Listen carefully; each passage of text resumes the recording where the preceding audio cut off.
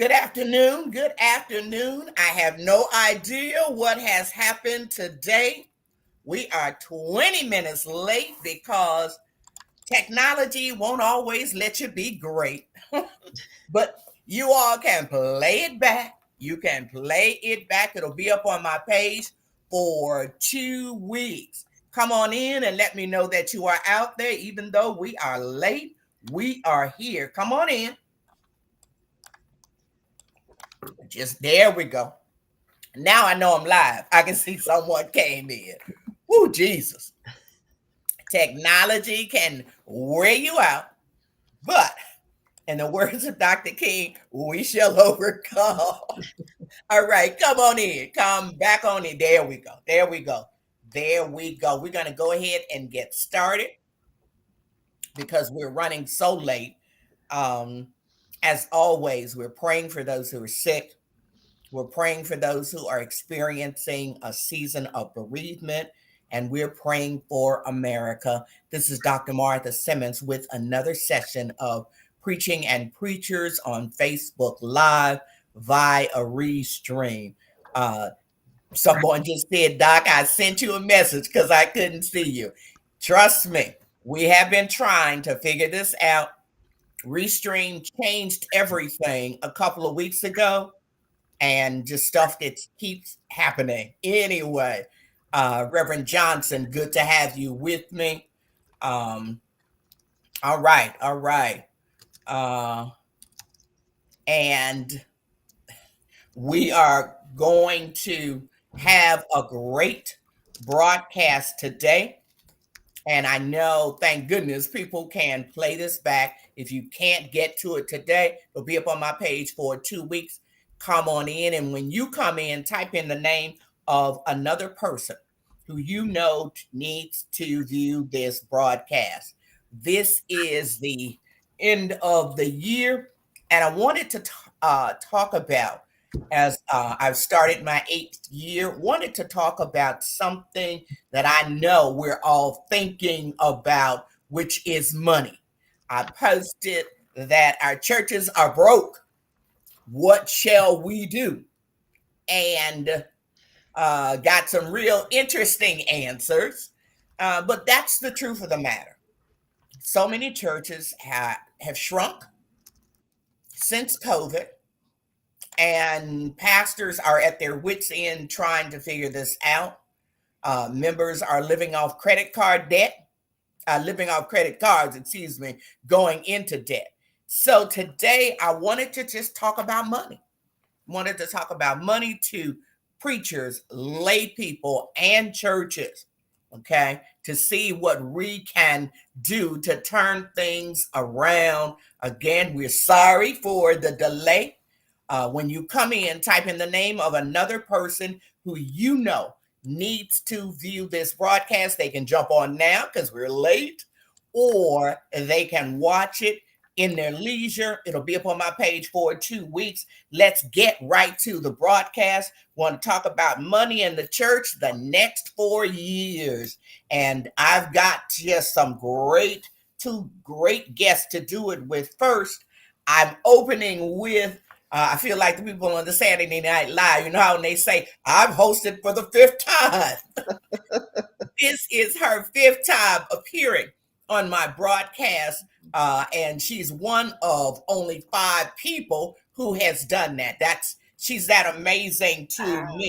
Lazerra Braxron, MBA, CFP, is a high-impact, solution-oriented entrepreneur with a proven track record of building successful entrepreneurial ventures, driving innovation, and navigating the complexity of cultural competency in the financial service industry. She is the founder and principal of the Real Wealth Quartering, a wealth management and group, and Lazerra and Associates. She understands churches. She is the wife of a pastor, and she has worked with clergy across the years, okay? And she's just everywhere now. As the kid says, she's blown up. He was named one of Crain's New York Business Notable Black Leaders and Executive, one of the top 10 of Investopedia's 100 Top Financial Advisors for 3 years in a row. You've seen her on NBC, CNBC, Cheddar News, WSJ, New York Times, LA Times, and Black Enterprise. She has been out there, and I'm just excited and appreciative of having her back. She is joined today by Miss Aquanetta Betts, attorney. Aquanetta Betts is an accredited estate planner, a chartered advisor in philanthropy, certified fundraising executive, and she has experience leading a planning and giving program at a major university.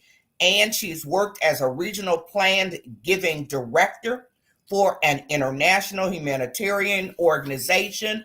She has a background her background, has allowed her to serve as a consultant, helping nonprofits grow their planned giving pipelines. Wanted to talk about that today because that's what has to happen.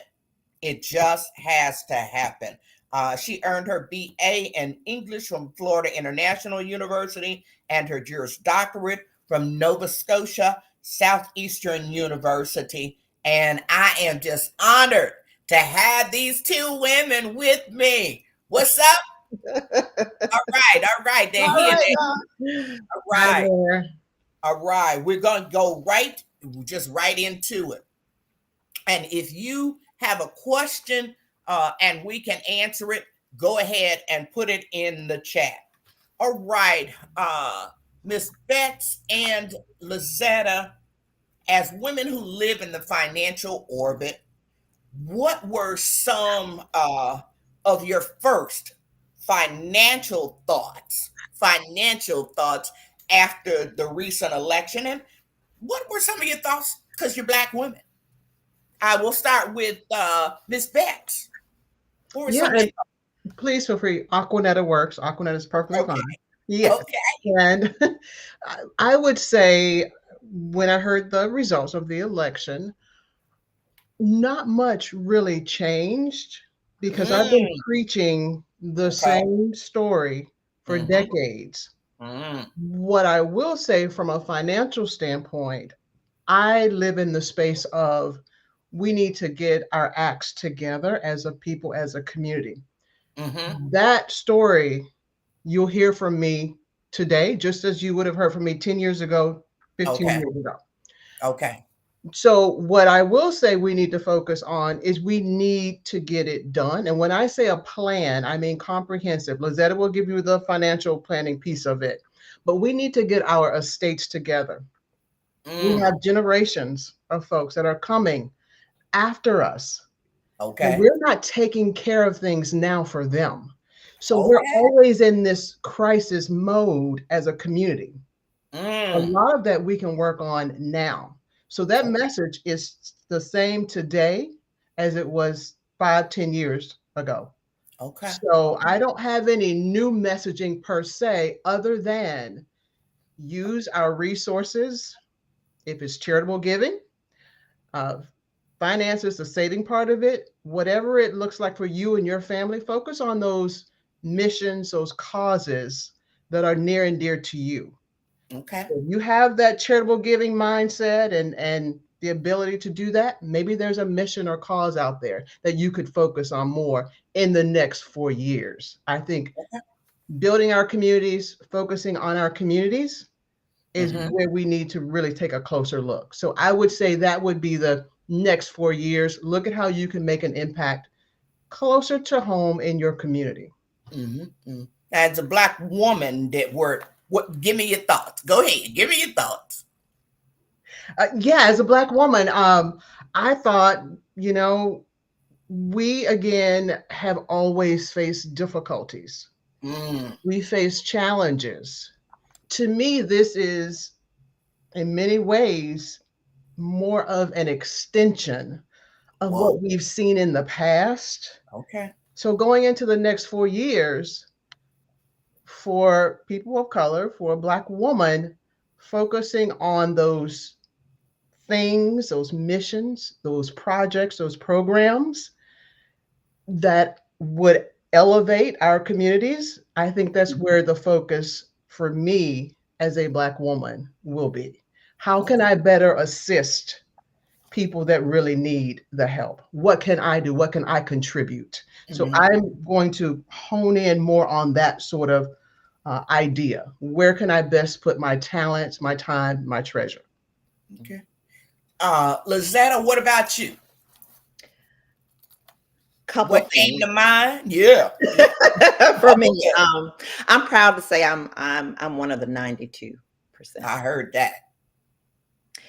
And for those who don't know what that means, is that Black women once again did our best to try to carry this election I in swear. interest that serves us. I have done a lot of work, as you know. So thank you. I didn't know this was number 5, so I've done a handful. I'm like a whole handful with Doc. I am honored. And going back to what Aquanetta said, is in terms of the same conversations. I'm having the same conversations, but I'm pivoting a little different this time. And what do I mean by that? Is that I am going incognito. Whoa, whoa, whoa. Okay. And I'll tell you what that means. Please, please. That means for the last decade and a half within financial services, I have written, I have spoken, I have talked, I have lived, I in the churches as well too. We need therapy, we need work, we need to get our mindset right. And I've been given permission to stop talking. Whoa. It's already out there. Mm-hmm. What I really have to say is already out there. So Mhm. now, as a part of the 92%, doing this Mhm. again is don't tag me on LinkedIn. Don't send me a text about what I should do. Do it. Okay. Go under, go Mhm. in, be the Mhm. holy focus of what you know is just common sense and taking time to not say what people didn't do. Mm-hmm. What are you capable of doing when it comes to your finances, taking a step back, doing basic principles about just being aware of what's going on in your household. And so for me, I'm aligning myself right now with those who have been committed to be a part of the solution and not Mm-hmm. amplifying the problem. Okay. And that includes a lot of people who have been conservative on one end Mm-hmm. in the church Yeah. and just buck wild on the other end in terms of Whoa. their habits and the ways they're doing things. Okay. Oh my goodness. Okay. Okay. She said buck wild and incognito. Okay. That's starting off the I broadcast. gotta talk our language. You gotta keep it real. I learned from the best. So Dr. Incognito. Martha, I'm learning from you. No, I have heard so many women, who are part of that 92% say, I'm going underground. Do not tag me. Don't text me. Don't send me a post. Don't send me an email. Not interested. I'm focused on what I'm focused on. Okay. I'm focused on. So I get that. I absolutely get that. So we're talking about Aquanetta, we're talking about you were talking about getting our act together in this season, Yeah. and the same message, regardless of who's in the White House. Getting our act together and things that you've been talking about for a long time. And you talked about us needing to get our states together. And I know we understand that jargon, but for folk who don't know, Aquanetta, what is estate planning and why is it really important for anybody, no matter how much money they have? What is estate planning? Yeah, so a couple things. What I'm going to share here, first, everybody's situation is different. So don't Mm-hmm. take what I say as if it directly applies to yourself. Everybody has to get their own counsel, figure out what will work for them and their families. Mm-hmm. Estate planning, in a nutshell, broad overview. Three things I'm going to point out that I think that everybody should have. I don't care what your wealth, your bank account looks like. The Mm-hmm. dollar amount of your bank account does not matter. Mm-hmm. Some states have different ages, like a minimum age for a person to sign a will. But I Mm-hmm. will say this, in the state of Maryland, anyway, where I'm licensed, if you're 18, you're mentally competent, Right. and you're breathing, Yeah. you need an estate plan. So, what is that? The Mm-hmm. basics would be things like one, a power of attorney for your finances. Let's say you are ill temporarily, you're going to bounce back. But in the meantime, you need somebody to handle your affairs for you, your business affairs, make Mm-hmm. phone calls, pay bills. Sometimes I've heard of people actually having a home that goes into foreclosure, not because they don't have the funds to pay for the mortgage. Yeah. They've had nobody in place to take care of those things. So, Whoa. at a minimum, that power of attorney for your finances needs to be in place. That's one of the most important documents you could have while you are alive on this earth. Okay. You need a healthcare advance directive. That is Mm-hmm. where you can name who your healthcare agent will be, someone who will make some health decisions for you if you're unable to. Mm-hmm. How do you want to be treated medically if you have a particular illness? Mm-hmm. Get that in line, get that on paper, get that in writing. Of course, the third one would be your will. Put in there if you have minor children, who will care for them, who will be their guardians. If you want a particular person or a particular organization, the church even, to receive something after you pass away. You don't have to give everything away. Your family, of course, you need to take care of them. But if you want to give that church 10% of what you leave behind, Mm-hmm. that is your gift. So the estate plan can be pretty broad, but those are some of the basic items. We've all heard of them. Mm-hmm. So the estate plan can be other things as well. If you have a life insurance policy, you want to leave 10% to your church or your nonprofit, your school, uh, your favorite charity, and give the rest to your family. We're not saying leave your family out there without anything, but Mm-hmm. this is an estate plan with an overview. An estate plan, in a sense, is you taking the effort to put your wishes, your intentions in place in writing. And I will share this with you, and I can go on and on and on, but I'm going to try and wrap this up because I know Lazerra has a few things she needs to share as well.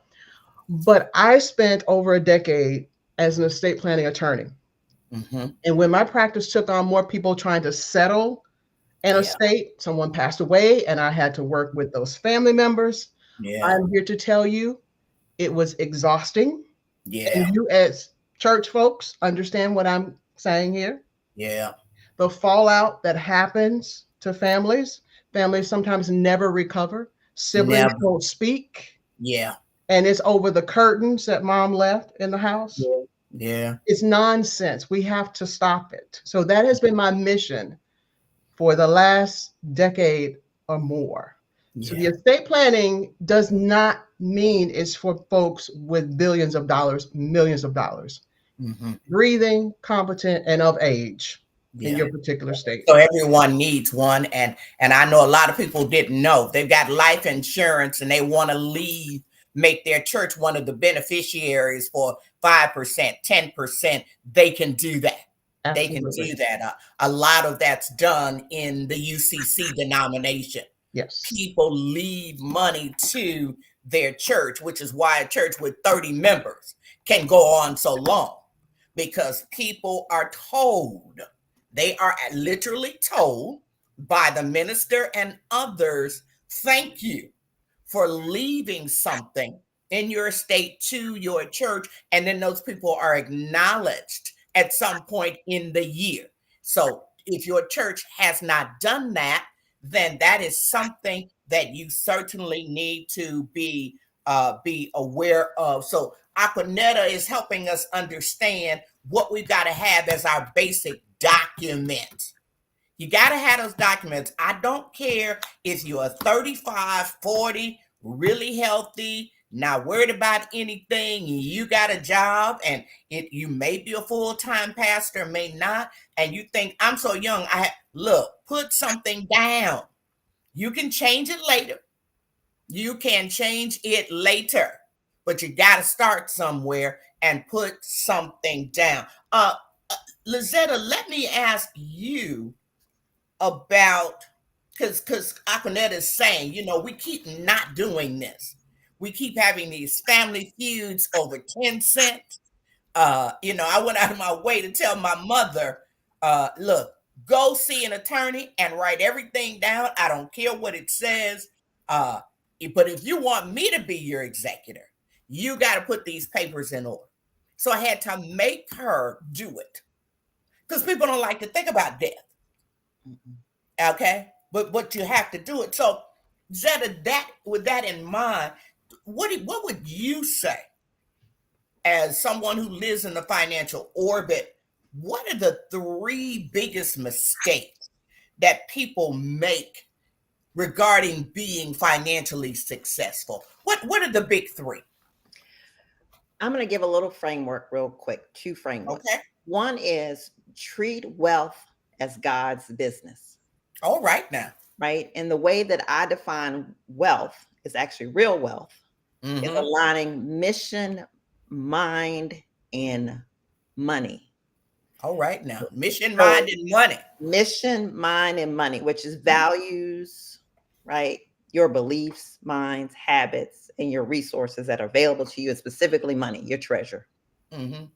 So the financial mistakes that I see people make are aligning because they're out of line. Oh, okay. People want to overthink why they're in certain places or not in certain places. And it's because they're not being consciously aware and getting over those hurdles. So when you were saying your mom, you had to get her estate planning documents done, or somebody has to make someone look at their budget or make someone, it's because something mental is going on that is a block. Okay. Right. So people have to be in spaces where they don't feel the money fogs, which is fear, obligation, guilt, and shame. Whoa. Fear, obligation, guilt, and shame. The fog. Fear, obligation, guilt, and shame. The fogs, money fogs. Mm-hmm. And because people feel judged, they're judging themselves. They got people in their ear, all kinds of things. So get in a space, and a space should be a church as well too, right? So that's the kind of the conversations in terms of the financial mistakes. How can you, or where can you go in a trusted community to say, help? I'm hearing I should be giving 10%, but I'm still struggling with rent. I'm making a lot of money. I don't know where it's going and the like. So if you're aligned with your church in terms of wealth as God's kingdom business, then there's got to be some partnership that's happening to bring the resources in, like an Aquanetta to say about estate planning, or a me to say, I know it's in the body. I know these gifts are in the body of the congregation. Are we lifting them up and giving space, or are we threatened by people who have this financial acumen? Because a lot of people don't. Because they're breaking fog and shame again. So the 3 financial mistakes I would say is not feeling confident enough to really say what's coming in and what's going out. 2, not saying no to people who are draining your pockets, family members, other folks who refuse to get their habits and stuff together, and you're doing it out of guilt. That's sabotage right there. And then 3, celebrate what you have done well. Right. Let that be the energy to guide you to say, I can know where my dollars are going. I can talk to my HR department about how to change my beneficiary designation. I can talk to my children to say, yes, I want to give to the church. I trust that they're going to handle it and manage it well. And you're going to get a part as well, too. It's not an either or, it's a both and.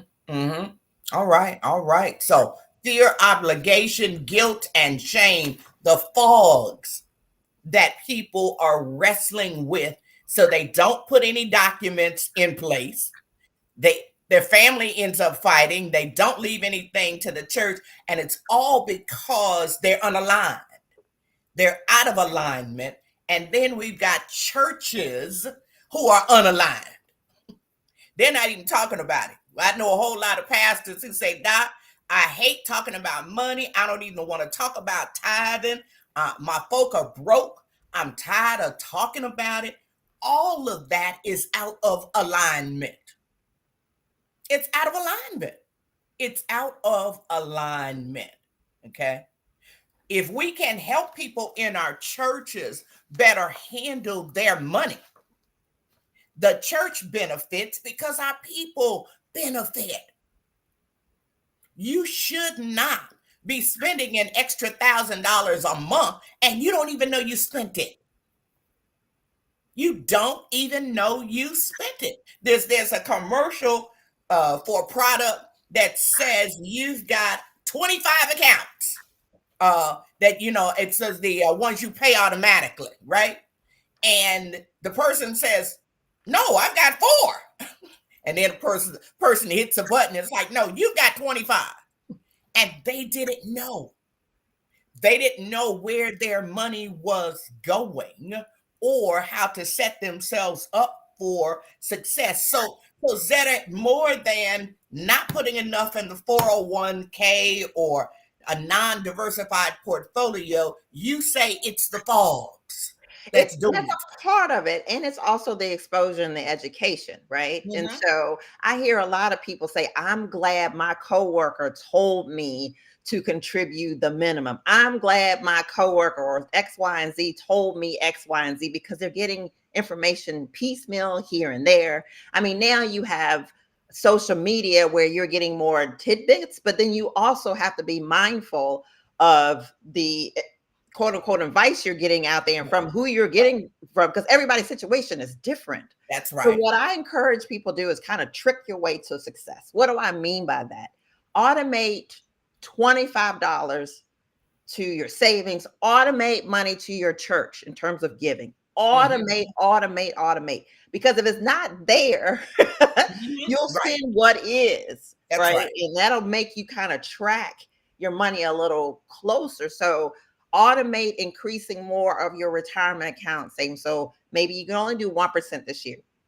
It's the end of the year. Up your contribution to 2% next year. And if it doesn't work, then take it back to 1%, but know why it doesn't work at 2%. Right. So if you're not good in terms of just putting all your numbers down, trick your way to success. Try some things. If you're putting money to savings and you need it back, at least you know why you need it back. Absolutely. Absolutely. So, Aquanetta, what can churches do to just better educate their members about estate planning, which I know is a big part of financial wellness?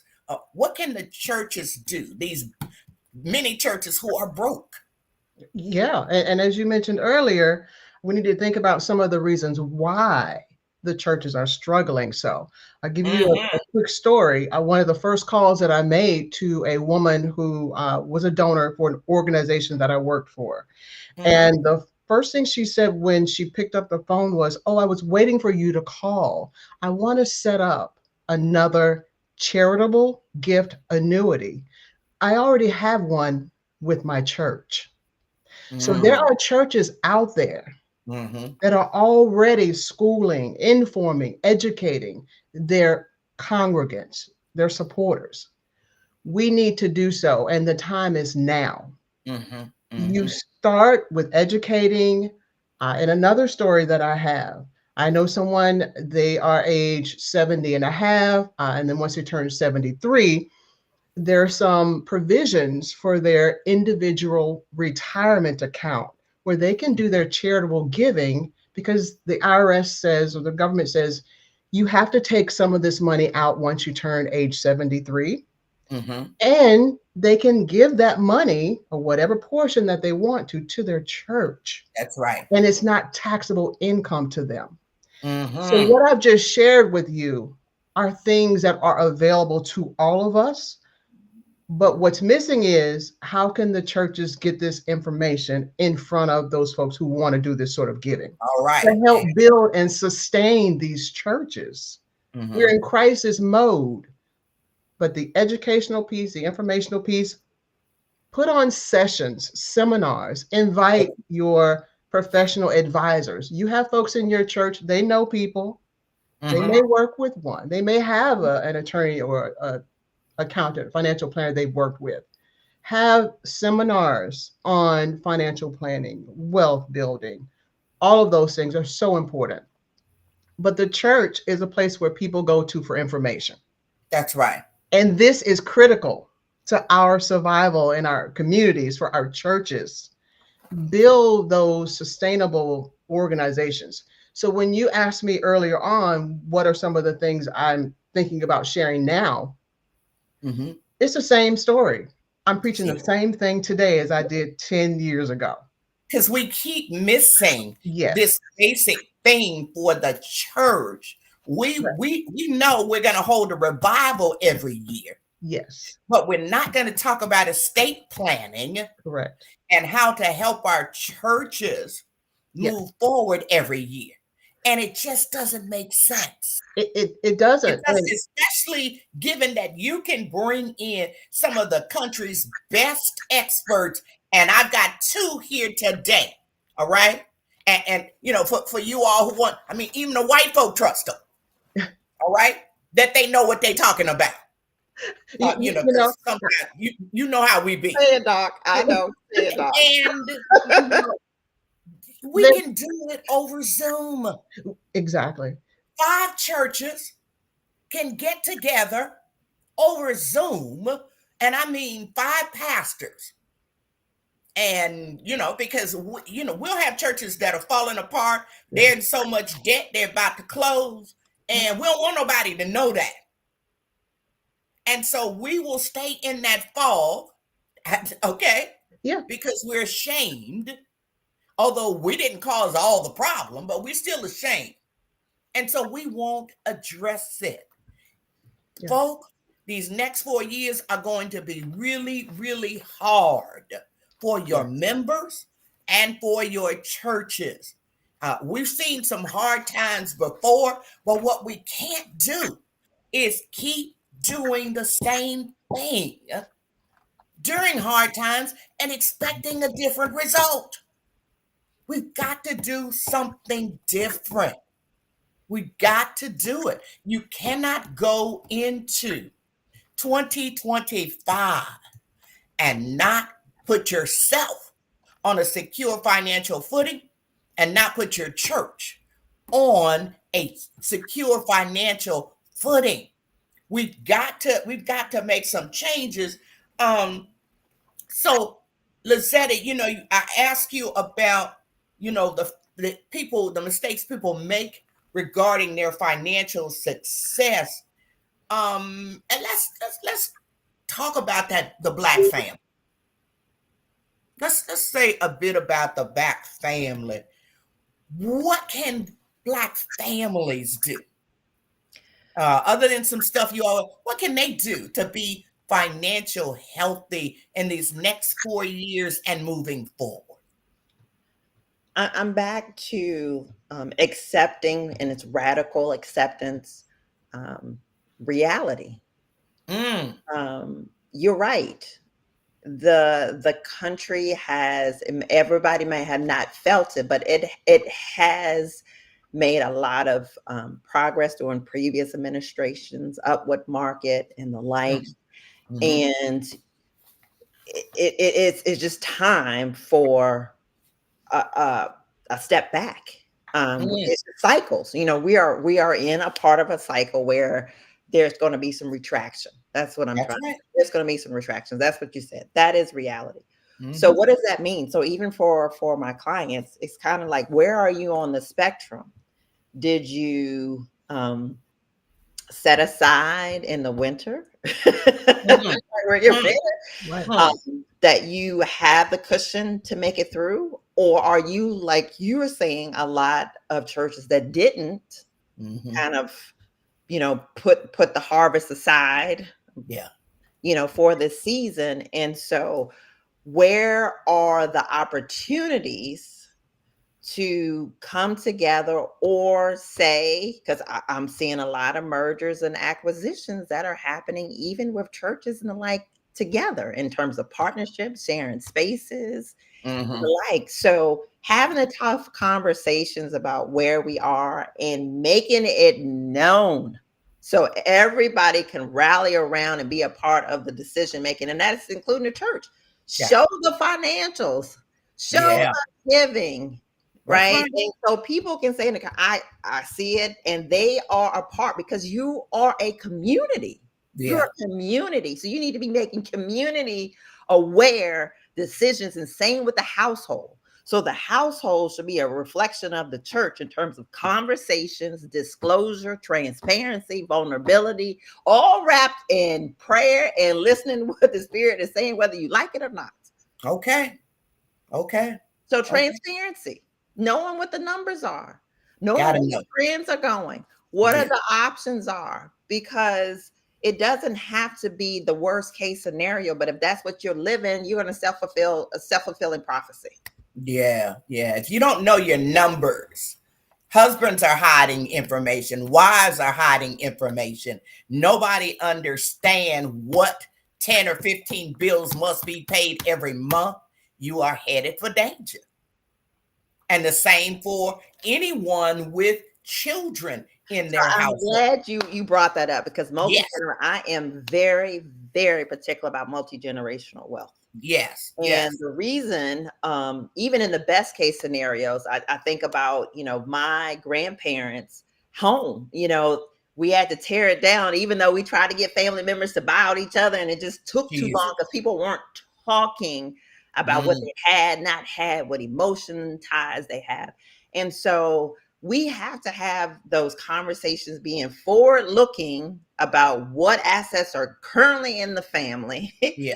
What income is currently in the family. And I say that with my, daughter too, saying, okay, this is what we can do. This is what we can't do. This is what you're capable of doing. And teaching her some skills Mm-hmm. to be entrepreneur, to Right. be better counting her, her dollars, even when she was getting it for her birthday and for Christmas.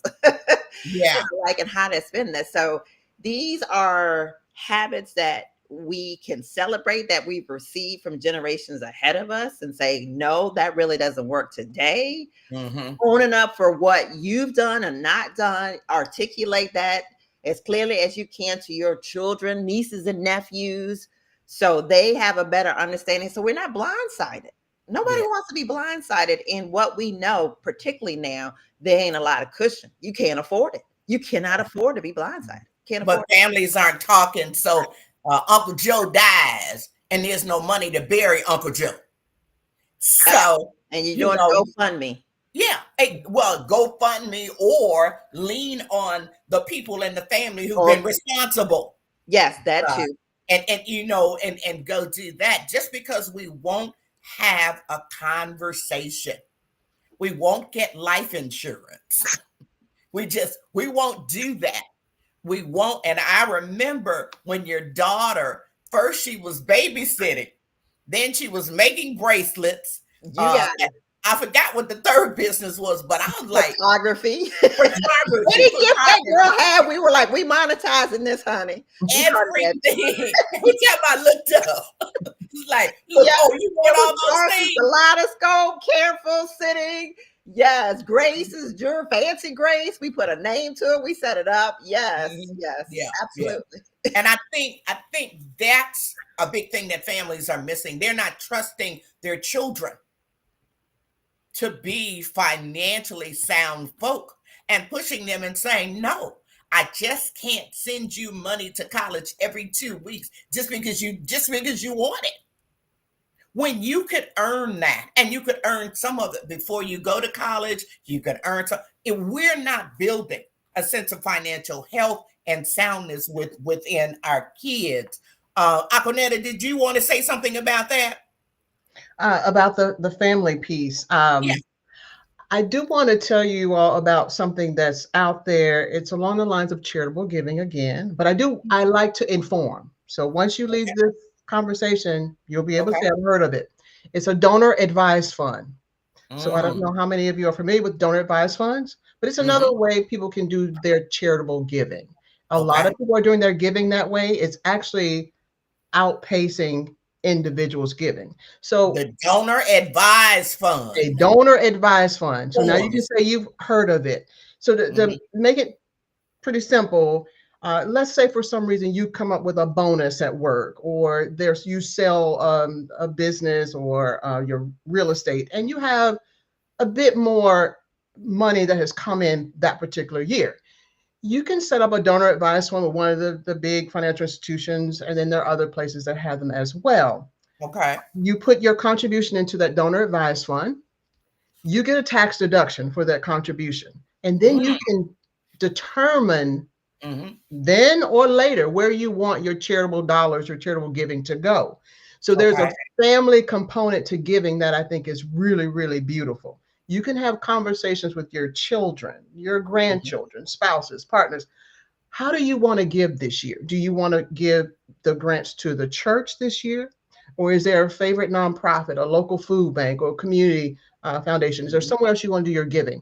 So donor advised funds are growing. I wanted to put that out there so we can all say now we've heard of it. But they lend itself to family giving, being charitable. And as a community, people of color, Black people, we've always been charitable. There's data that shows being charitable is not our issue, you all. It's not the issue. The issue is we do not have a plan. That's right. We don't have a follow-up plan. We don't have a current plan. We don't have a plan. And we don't. That's it. 15:22 talks about plans and many counselors. So it's in there. It's for us. Yeah, but we don't have plans. We do not have a plan. People throw money at this and throw money at that. Yes. And it's hard, especially for poor people, to operate without a plan. That is correct. But no, but let's be clear. It's poor of mindset, because how many stories do we have of people who didn't make a lot but gave millions? That's right. Yes. That's right. Yeah. That's the scarcity mindset. That's and you know the story of Osceola McCarthy. I'm from Mississippi. Yeah. And we all heard when this woman who took in laundry for a living, washed and ironed other people's clothes all of her life, didn't go to college because she was taking care of sick relatives. And she ends up at the end leaving, I don't know how much did you that was it 100,000, 500,000, 150,000, $150,000 to the University of Mississippi. Yep. A poor washerwoman did that. Yes, third grade education. Okay. Yeah.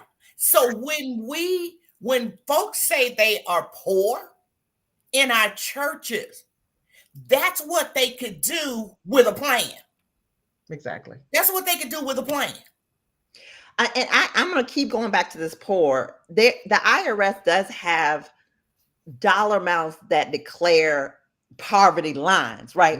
Poverty lines, right? In terms of what you earn, right? Which makes it difficult to kind of have a comfortable living. So we want to honor those who are doing the best they can and still within, or under the poverty line. Nobody wants to be there, but being labeled as poor is just that your dollars are underneath the poverty line. But you can be rich, and that's what we hear in so many ways by having the vision, that's right, your mission, and your money aligned by the case that you declare. So I just, in terms of it's your mindset. It's the mindset. An Osceola McCarthy mindset. Yes. That says I will leave the world better than I found it. Yes. Financially, I will leave the world better. Which makes you make sacrifices, but know that the sacrifices you have, you still can live a good life. She could have decided to do some other things, but she was fulfilled. So you got to know you're enough. That's right. You got to know what is enough for you, and are you being good stewards of what has been entrusted? And know what makes you happy. Know what makes you happy. And like I said, we are generous people. Black folk are generous people. We will give it even those who are making 20 and 30,000 a year, we are generous people. What we are not are people with a plan. Yeah. Yes. Absolutely. With the plan. We're not people with a plan. We're not people with a purpose. And even if you're generous without a plan, you end up broke and your church ends up broke. So let's talk about plan from a financial planning perspective. So I'm giving the areas: cash flow. So that's money coming in, going out. Mm-hmm. Debt, do an inventory of all your debt, whether it's consumer debt, your mortgage, car, alike. You got insurances. Are you started with your employers? What have you been offered through your employer plan for insurance? And does it make sense to have an independent policy? Because you might not always be working for that employer, or you might be working for yourself. Taxes, are you doing your own taxes or someone else doing your taxes? If someone else is doing your taxes, please let it be a CPA or EA, because there's some people who can do taxes with a P10, but they don't have the same level of training and they're not keeping up. Listen, preachers, it's not Boo Boo's cousin. It's not Boo Boo's cousin, okay? No, I can tell you about Department of Labor, FBI stuff, all kinds of stuff. There is so much fraud in the Black community and tax preparers, but that's another whole lesson. Well, I mean, the tax preparers have always come into our communities like vultures. Yes. Like vultures. And trying to clean up that is I mean, it's really, really hard. But if you are clergy, you are a lay person, and you care about your money, if someone else has to do your taxes, either go through one of the free governmental resources, because FIDA programs. That's right. They're free, or a CPA. Now, enroll agents, they're good. They are IRS trained, and they are committed. So I'm okay with an enroll agent, an EA or a CPA. But EA or CPA only. Yeah, it's ridiculous. It's ridiculous. And I'm trying to think of that firm, that group that shows up around this time of year and puts all those commercials on. I can't even think of their name now. We won't call them out. Yeah. Oh yeah, I knew the name. That's you all doing that, saying, how you all, that ain't how I operate. If I could think of the name, I would call out the name. If somebody can think of the name, put it in the chat. But they're these vultures. Yes, they are out there forever. They've been around forever. And it's in all the areas. So that's why we're like, in terms of a plan, and I'm going to charitable planning, right? The specialist, the tax specialist, the insurance specialist, the investment specialist, those who are helping you with cash flow, right? And so not everybody is working with a financial planner, but if you decide you want paid assistance, let it be credentialed as well too. Please. That is keeping your best interests first. So you just ask, that is the way they are designed. Because making the investment in you just reaps so much dividend. And someone just put in the chat, CPAs can be very costly. Let me tell you something. CPAs can be very costly, but I remember being about 32, 33, and I let one of those vulture firms do my taxes. That was costly. Right. That's costly. What happened to me with the IRS and that was costly. Yeah, and if you're getting like thousands and thousands of dollars back, right? Please know why. I got $4,000 coming back from my income tax check. Yeah. Please no. Yeah. No, something is wrong. Yeah. No. Yes. Okay. So we're saying set aside, taxes could cost you about $500 preparation. I mean, even an H&R Block is going to be $300 or so. So set aside your, what is that? Less than $50 a month to get your tax prepared. You got open your DAF with, there are lots of banks out there that have that. Get your tax deduction, as you're going along, or not wait. That's accounting. You can gift it to your church at any time, or direct or other organizations. You said a DAF? That's the donor advised fund that Aquanetta was talking about. We in our language, we call it DAF, donor advised fund. Okay.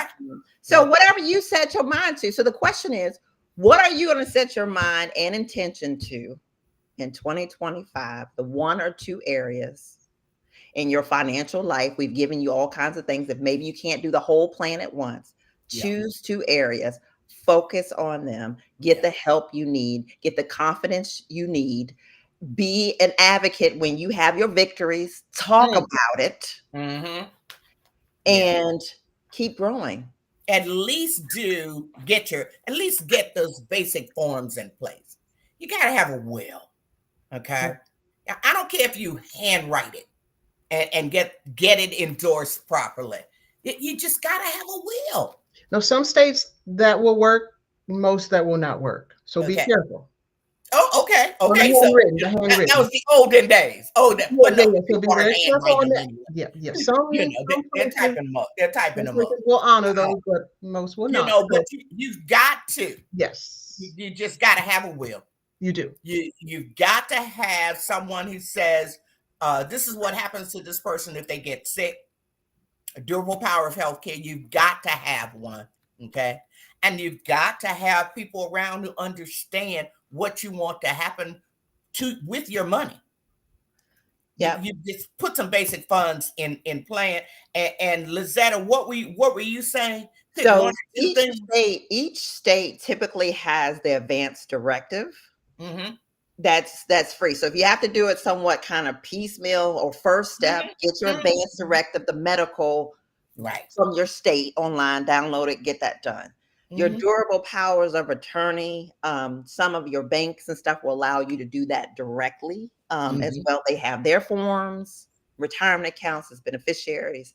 And then there are some services, I prefer if you could work, directly with someone, but to get started, maybe a rocket lawyer or something like that, where it's more economical, get it going, and then set your money aside.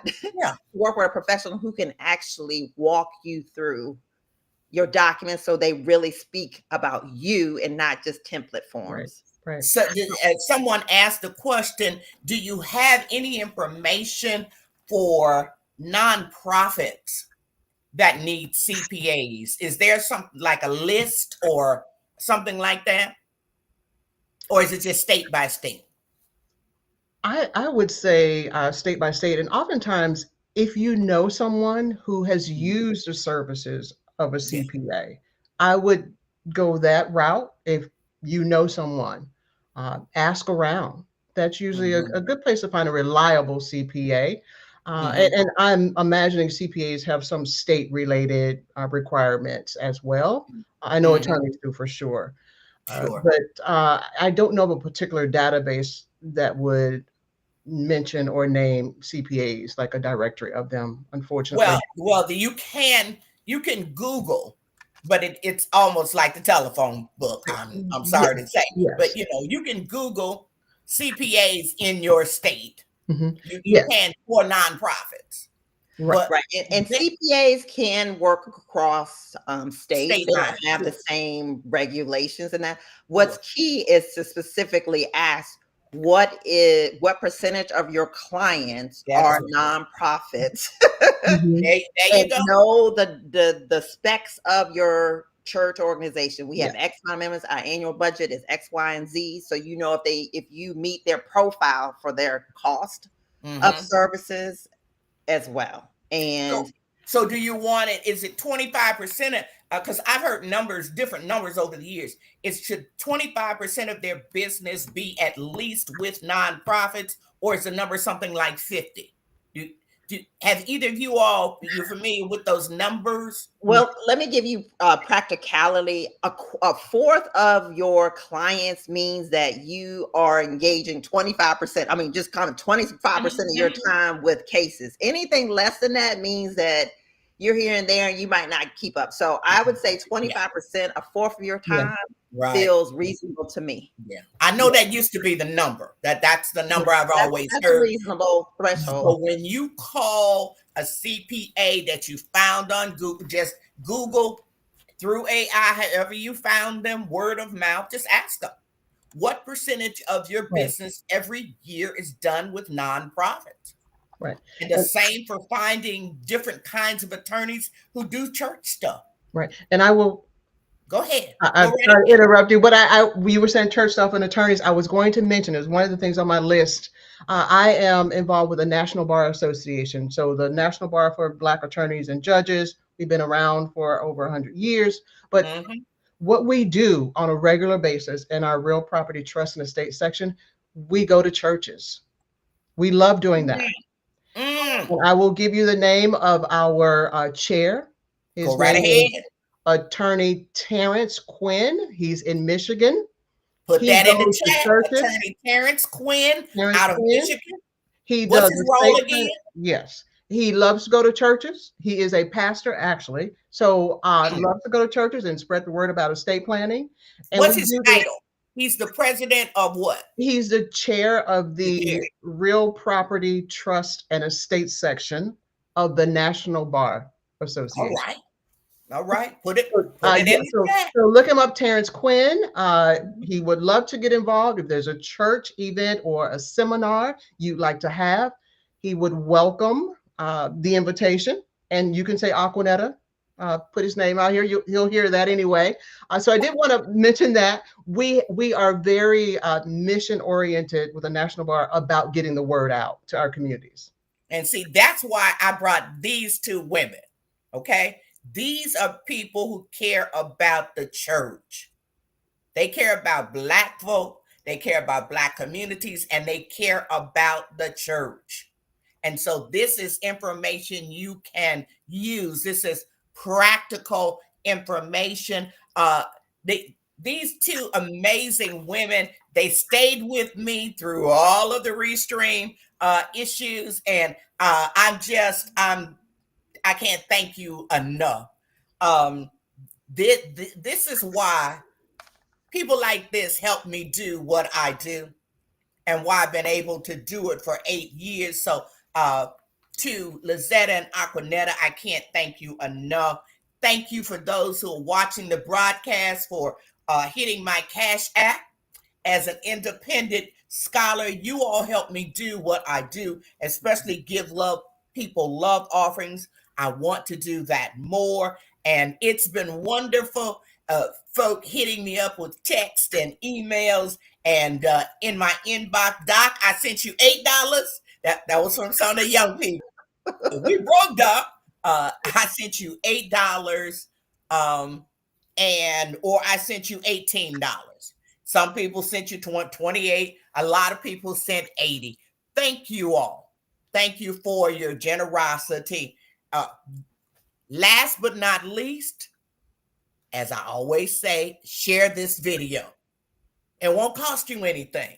Share the video. We got to do a lot more of this in the new year and across the next 4 years. Churches need this information.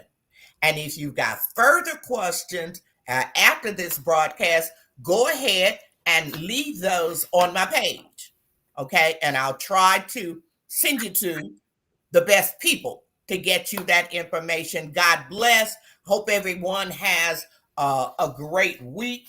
And join me, I think December 30th. I'm closing out the year with it's a secret broadcast on December 30th. God bless. Everybody have a great weekend.